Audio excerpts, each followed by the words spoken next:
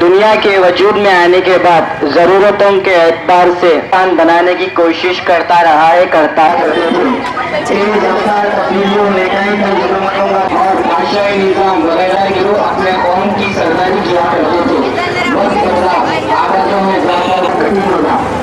जमहूरियत और जमहूरी तंज़ हुकूमत का वजूद हुआ, जिसने किसी फर्जवादी के बाद आवामी राय को महफूज रखते हुए उन्हीं लोगों के हाथ में इख्तियार सौंपा। नुमाइंदगी क्योंकि आवाम की राय से इख्तियार हासिल कराती है, वो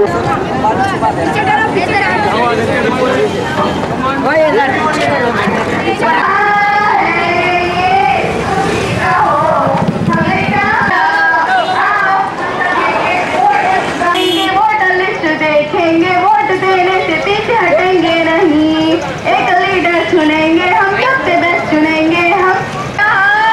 और स्टाफ की तरफ से माइक मत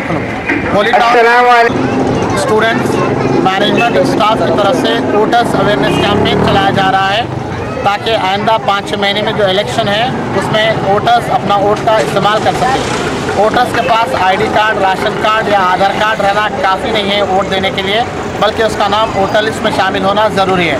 इसलिए अवामुन्नास में शऊर पैदा करने के लिए होली टाउन इंतज़ामिया की जानिब से वोटर लिस्ट में नाम शामिल कराने की अपील की जाती है। जब तक आपका नाम वोटर लिस्ट में नहीं होगा आप वोट नहीं देंगे।